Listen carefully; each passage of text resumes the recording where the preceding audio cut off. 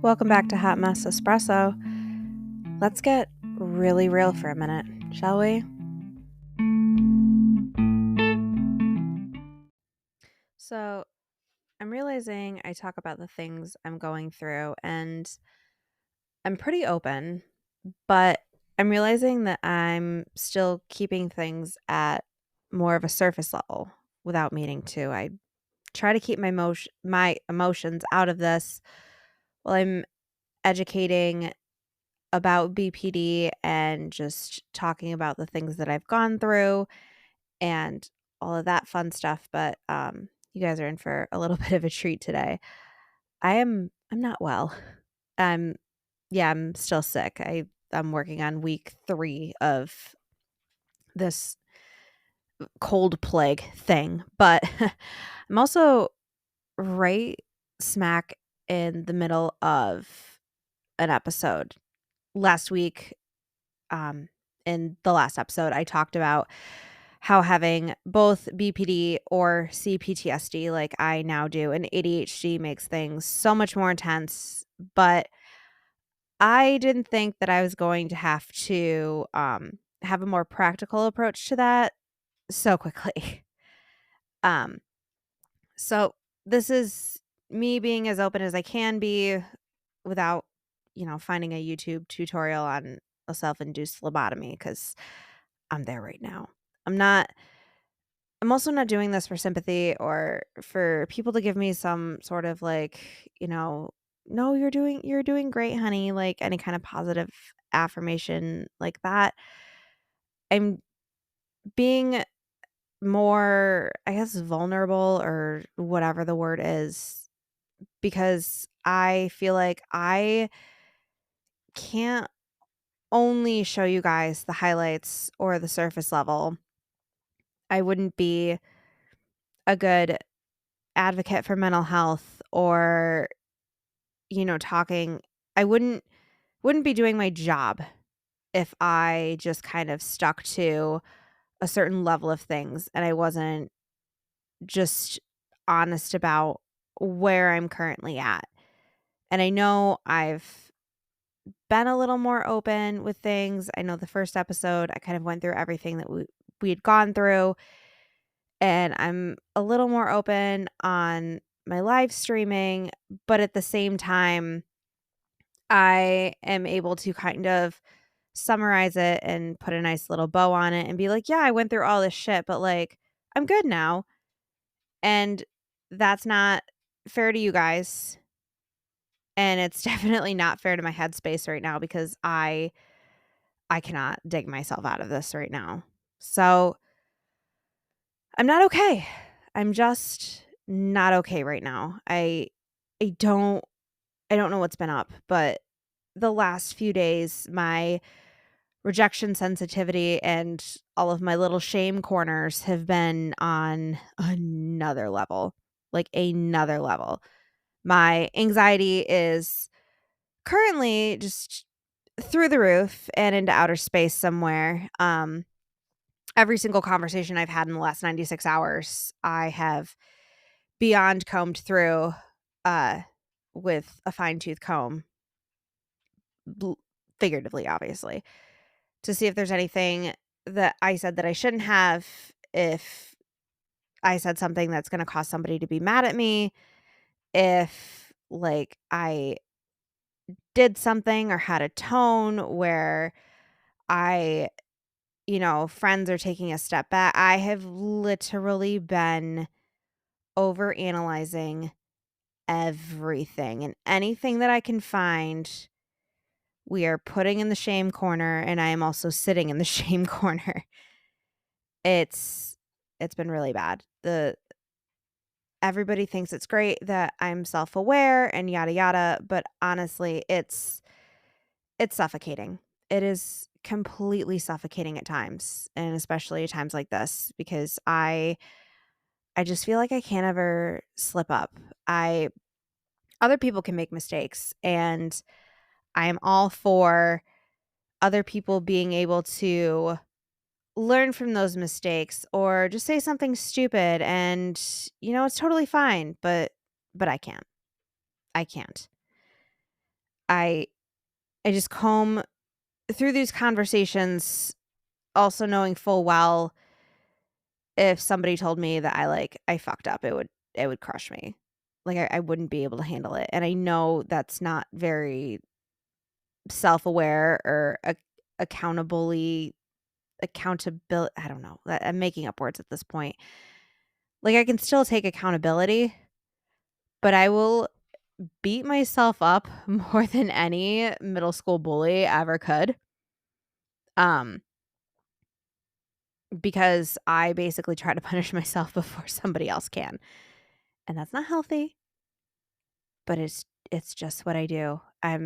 I wish I wish so bad that I was a normal person that can, not analyze absolutely everything that they say and do and wonder if, like, this is the end of the road and all. It's not a good time. I mean, rationally, I know that I'm allowed to make the mistakes or say the wrong thing because nobody feels my mistakes as intensely as I do, but right now, rational is not at the wheel. I'm pretty sure I left Rational at the gas station a few miles back. Rational's getting cigarettes. I'm not sure if and when it'll be back, honestly.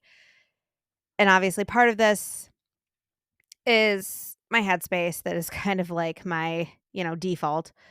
And part of this is also having people in my life that will never take any level of perfection as a sign of growth from me. I mean, all these those mentalities from those people kind of drive the point home when I'm having these episodes that maybe, just maybe, I've manipulated people into thinking I'm a good person when those people that can't see past the, old me, those people still see the true me, and I'm just manipulating everyone around me into thinking I'm a good person. And, it spirals into I feel like I've manipulated myself into thinking I'm a good person. That, maybe the facade I've put on is so good that I've tricked myself into believing this.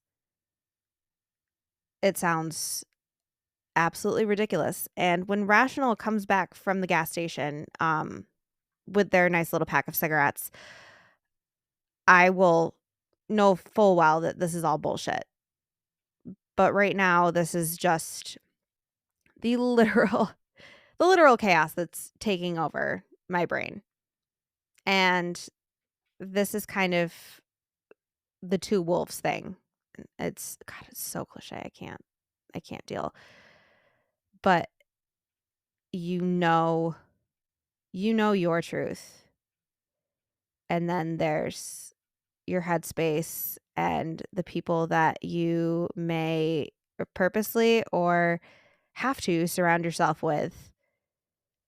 Um, and your headspace as a whole that makes your little shame corner. And when you go sit in the shame corner, all of the rational thinking that's over here like, "Hi, hello," that's not how that works. You don't hear it. You just don't. The shame corner also comes with the silence cone. Swear to God. But, everything right now just it feels really heavy, and to be completely honest, I'm fighting a lot of urges to just quit everything I'm doing and hermit the fuck out or take off to another state. I can't focus. I'm exhausted, and right now, I just feel like absolutely nothing is worth it, and, you know, I'm not gonna off myself, I promise, but I'm tired of doing so well just to have this kind of T-bone me out of nowhere and to feel like this and not knowing when it'll end and not have any form of relief. It's not fun, it's not quirky at all, at all. This is a hell on earth that makes me question if I'll ever make anything of myself because everything always circles back to this shit. Like, it doesn't matter how well I'm doing or how long it's been. This just comes out of nowhere. And then it's just hopefully only a few days. Might be a couple weeks. It might be a month. Like, I don't know. So if you have or have ever had BPD, I'm sure this beyond resonates. If you've never experienced this probably sounds like an absolute cluster, but I think it's important as much as I'm internally like screaming, crying, throwing up to be recording this and putting this out there. I think it's really important to put it out there to try and get people to understand what this is like in real time. And I know at the end of the day I'll be okay, and I know I will pull out of this at some point. But right now, this kind of it kind of feels like I'm in a mental version of any Saw movie. And for those that haven't seen any of the Saw movies, just picture a giant escape room, but all that's playing are your biggest fails on a loop, and none of the keys work in the lock to get the hell out of there. It's great. I mean, honestly, I really can't compare anything to a mental version of Saw, but if you know, you know, and if you don't, it's a hellish escape room. That's about as close as I can get. But that concludes this week's episode. Um, Next week we have our first guest of the season, and if you're into more holistic practices or how nutrition can affect mental health, you're absolutely going to want to tune in. I have been on her podcast. I've known her for a little bit now. She is an absolutely amazing human, and you guys are definitely going to want to tune in. Thank you if you've listened all the way to the end. I didn't want this to come off as a sob story, but I really think if I'm going to be humanizing what borderline and CPTSD and just other mental illnesses are, this is a part of it. I can't humanize it without actually being the human behind it. And that's just it. But yeah, you're definitely going to want to tune in next week. I'm very excited to bring this guest on. She's absolutely phenomenal and a dear friend. And until then, stay hot and stay messy.